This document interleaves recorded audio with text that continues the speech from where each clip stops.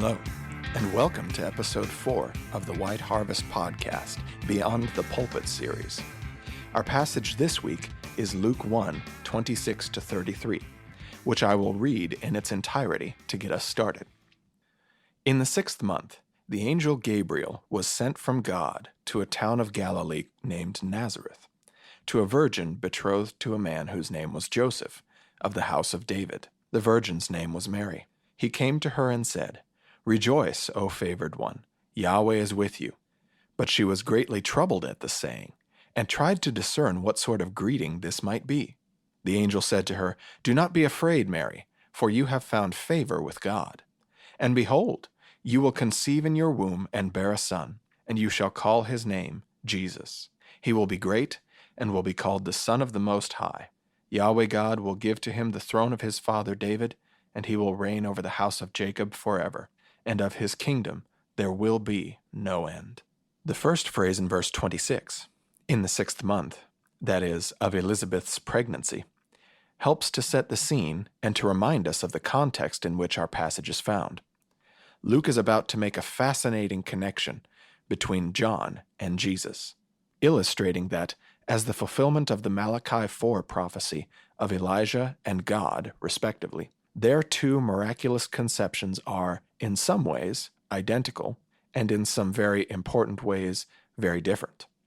Joel Green notes in his commentary on the Gospel of Luke that, even down to the level of wording, the two pregnancy passages of Elizabeth in verses 5-25 and Mary in verses 26-38 are almost identical in places. So Luke is definitely demonstrating himself to be a literary craftsman here. And it would definitely behoove us to keep in mind the broader context beyond the confines of our immediate passage. So it's now been 6 months since the angel Gabriel brought the good news of the Elijah forerunner to Zechariah, struck him with deaf muteness, and old Elizabeth miraculously became pregnant. She's now in her 6th month of pregnancy, and she's presumably begun telling her family, friends, and neighbors about the great kindness that God has bestowed on her, now that it's impossible to deny it. So what happens next? God dispatches the apocalyptic angel, Gabriel, to bring another good news message, but this time he does something unexpected. He goes to a little town called Nazareth. This is significant because it contributes to one of the major themes that Luke touches on time and time again in his gospel, the idea of the upside-down kingdom.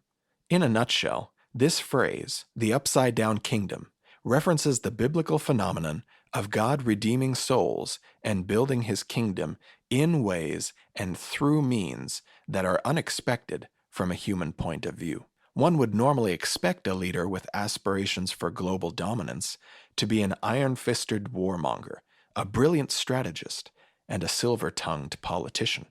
But God's plan to redeem the nations, since long before the days of the New Testament, has been quite contrary to this assumption.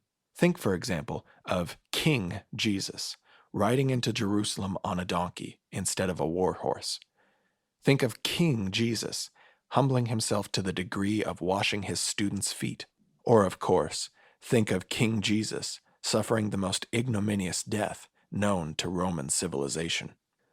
This idea of God using the foolish and weak things of the world to shame the wise and the strong, that's 1 Corinthians 1:27, is also at work in Luke's narrative in chapter 1, where the angel starts out talking to an observant Aaronite priest during the high time of his service in the Jerusalem temple. Precisely the place and circumstance where one might expect God to do something great. But then he moves to a new setting that is the epitome of humility before revealing the real good news. As Charlie mentioned this past Sunday, Nazareth is an exceptionally small, unimpressive place in the 1st century. We do well to remember that on the world stage, Rome is the major world superpower at the time. The Roman Empire stretches from Spain in the west to the British Isles in the north, to Mesopotamia in the east, to northern Africa in the south. To the average Roman mind, the entire province of the Jewish people was a fairly inconsequential territory out on the periphery of the empire. Within the scope of Israel, in particular, Galilee to the north is more bucolic than Jerusalem in the south. And even within the context of Galilee, Nazareth is an out-of-the-way dot on the map that most people miss if they don't already know it's there. Its population is likely no more than a couple hundred. It's a 2-hour walk away from the nearest major city, and its natural resources are only just abundant enough to support a subsistence lifestyle. This is the last place that you would expect anything important to happen, which is precisely why the Father, in his plan for the building of his upside-down kingdom, ordained that this would be the place where God the Son would become incarnate and begin his ministry. In verse 27, Luke continues this exaltation of the lowly things, in the world's estimation, by drawing our attention to a particular person in this very small, very ordinary village, a very ordinary girl named Mary. We're told that Mary is engaged to a man named Joseph, and it's worth pausing here to discuss two important cultural notes about ancient Jewish marriage. First, engagement was a very different, much more serious business in the biblical context than it is in our own. In 21st century Western culture, when a couple says that they are engaged, that means that they have a high degree of romantic attraction to one another and that they intend to be married sometime soon. The couple is not yet under any obligation, however. If one person decides that, for whatever combination of reasons, they no longer want to go through with the marriage, a single, quick conversation rejecting the engagement is the only thing necessary for all bonds to be dissolved and all plans canceled. Modern relationships do not become high risk, so to speak, until after the wedding day. In the ancient Jewish world where our story takes place, it is a very different story. Joseph has already earned the approval of Mary's father and paid the bride price for her. In the year-long engagement period before the wedding, Joseph and Mary are considered already married in every sense but two. They do not yet live in the same space, and they have not yet had sex. However, if Joseph were to change his mind about the engagement, breaking it off would not be as simple as telling Mary that he is no longer interested. This is why Matthew 1:19 tells us that, upon learning of Mary's pregnancy, Joseph planned to divorce her. This is because, again, in the ancient Jewish context, to be engaged is basically the same thing as being married, minus the sex. So Mary's pregnancy would have been perceived as adultery. One more ancient cultural detail worth noting, just for the sake of building a better picture in our minds that helps us envision and understand the Bible better, is that at this time, Joseph is probably somewhere between 16 and 18 years of age, and Mary is probably 12 to 14. This comes as a shock to us as 21st century Western readers because, in our context, it's illegal to be married before you're 18, and even then, there's great social pressure to not get married until much later than that, perhaps in the late 20s or early 30s. We must understand, however, that we are actually the oddity, historically speaking. In most cultures throughout most of human history, people got married at a much younger age than we're accustomed to, due to high infant mortality rates and low life expectancies. In a context prior to the advent of modern medicine, it just made economically good sense to get married and start having children basically as soon as you were biologically capable of doing so. Moving on, we're told that this man, Joseph, is a descendant of David. This is Luke's way of cueing us in to a very important messianic prophecy from the Old Testament. In 2 Samuel 7, during the height of King David's reign, shortly before his great fall with Bathsheba and Uriah, he decides that he wants to build a temple in which to house the Ark of the Covenant.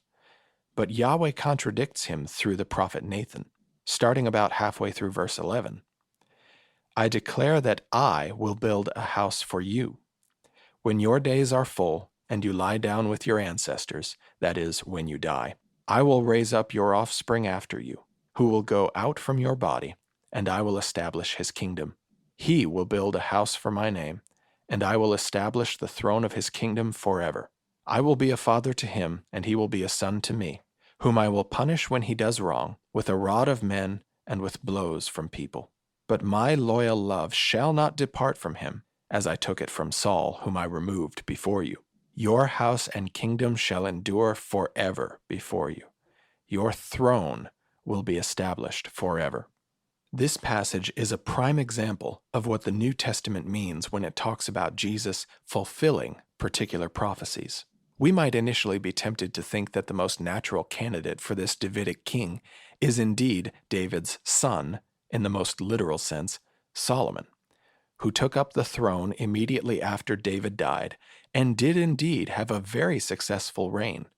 The most successful in all of Israelite history, actually. Israel was never more wealthy, politically powerful, or geographically expansive than during Solomon's reign. He does indeed seem like a very viable candidate for the fulfillment of this covenant that Yahweh makes with David. And yet, if we pay close attention to the text, we notice that Solomon's life fell short of what this covenant promised. Yahweh stated several times that this king was going to rule forever, and yet Solomon's reign ended with his death. Moreover, the kingdom split after his death and never reunited. Moreover than that, the northern kingdom was exiled by the Assyrians in 722 BC, and the southern kingdom was exiled by the Babylonians in 586 BC. And right up to the New Testament period, Israel still saw itself as being in exile. There was a sense then in which the Davidic covenant of 2 Samuel 7 was only partially fulfilled, or rather it remained unfulfilled, in the centuries leading up to the New Testament. There were many such Old Testament prophetic passages that took on a messianic flavor when subsequent generations of Israelites realized that the prophecies were not completely fulfilled within their own immediate historical contexts. These partially fulfilled passages provide us with the messianic profile by which we understand the meaning of Jesus' incarnation, life, death, and resurrection. This historical background of the messianic expectations from 2 Samuel 7 helps us to recognize the significance in Gabriel's words to Mary in Luke 1, verses 27 and 32 to 33, where he tells her that her miraculously conceived son will inherit the Davidic throne and rule forever. One last note at the end of verse 27, Luke tells us a second time that Mary is a virgin, thus providing a subtle emphasis that what is about to happen is indeed miraculous. In verse 28, Gabriel says to Mary, "Rejoice, favored one." If any of our listeners grew up in a Roman Catholic context, you might be more familiar with the Latin rendering of this phrase, "Hail Mary, full of grace." Now, while it's beyond the scope of our passage and this podcast episode today to fully engage with the heresies of the Romish Church, it's worth pointing out briefly that the participle favored one, or graced one, if you will, is passive in voice, meaning not that Mary is the dispenser of grace to other human beings, as Romish Mariolatry asserts, but rather that she receives divine grace from God, not as a result of anything that she had done to earn it, but as a result of God's sovereign choice. Gabriel's next phrase, "Yahweh is with you," is comforting news in two respects. First, it is a subtle allusion to the messianic prophecy of Isaiah 7:14. "Behold, the virgin shall conceive and bear a son, and shall call his name Immanuel," meaning God with us. Already, Gabriel is hinting that the fulfillment of messianic prophecy is about to take place. Second, when God says that he is with somebody, that means he has a divine purpose for that person, and that heavenly protection and assistance will be provided. Indeed, in the original context of Isaiah 7, the words "God is with us" were spoken in a military context to the wicked king Ahaz when he feared defeat at the hands of a political alliance against him. Moving on to verse 29, despite the angel Gabriel speaking only words of comfort and good news so far, the text tells us that Mary was greatly troubled at the statement and wondered what sort of greeting this might be. The word "troubled" here is almost the exact same word that was used in verse 12 to describe Zechariah's initial response to Gabriel's appearance. Not only is this one of the many subtle clues that Luke uses to tell us that the two miraculous conceptions of John and Jesus are closely connected. But it's also entirely understandable in light of the nature of these divine appearances. I've mentioned in a previous episode of the podcast that angels sometimes took on very strange appearances, depending on the theological message that they wanted to convey. See Ezekiel 1 as a prime candidate for this. Even on the occasions when angels took on the comparatively plain appearance of a human being, it was still a terrifying experience to come face to face with a supernatural being, particularly in Zechariah and Mary's context, where divine activity and communication had ceased for 400 years. But wait, Gabriel has more to say, starting in verse 30. "Do not be afraid, Mary," a very common greeting indeed from supernatural beings, "for you have found favor with God." Again, for the sake of our listeners who may have been influenced by a Roman Catholic background, Mary's favored status is the result of God sovereignly bestowing grace upon her, not her natural state as a dispenser of grace to others. Continuing on in verse 31, "Behold, you will conceive in the womb and give birth to a son, and will call his name Jesus." While Gabriel does not explicitly say here when her pregnancy will happen, his voice here must contain a note of immediacy, because Mary's initial response in verse 34 is, "How will this be, since I have not had sex?" Or literally, "since I do not know a man." Mary would have little reason to ask this question if the implication were that it would happen after the wedding feast. Of course, pregnancy would be a normal and expected part of the consummated marital bed. Mary is confused and startled by the news, however, which suggests that Gabriel is communicating that her son's conception will take place now, before the wedding feast. As I mentioned in a previous episode, Mary's question in verse 34 differs fundamentally from Zechariah's in verse 18, because Zechariah asked his question out of doubt, while Mary believed and was simply asking out of astonishment at such extraordinary news. On an interesting historical note, the name Jesus was actually a very common name for Jewish males in the first century. Dr. Alan Tomlinson has estimated that 1 in 10 Jewish men was named Jesus, or in Hebrew Yeshua, meaning Yahweh saves. While that name is certainly significant regarding what Jesus' life was going to be about, that doesn't mean that his name was utterly unique as he walked the streets of Israel. In that respect, it's like the name Mary, which was an exceptionally common name for Jewish women in the first century. The Lexham Bible Dictionary lists 7 different Marys in the New Testament alone, verses 32 to 33. This one, that is, the miraculously conceived Son whom you shall name Jesus, will be great, and he will be called Son of the Most High. Yahweh God will give him the throne of his father David, and he will reign over the house of Jacob forever, and of his kingdom there will be no end. Remember that in verse 15, Gabriel told Zechariah that John would be great in the sight of Yahweh, not because he would be a mighty warrior, or a great speaker, or an influential politician, but because of his humility. Despite the fact that he will play what most of us would call a very important role in God's overall plan of redemption when he grows up, John will rightly recognize that the grand story of humanity is one in which God is the protagonist, redeeming undeserving sinners, and that he, John, plays only one small part in it, and that only by the pure grace of God's sovereign choice. That is why he will say in John 3:30, "Jesus must increase, but I must decrease."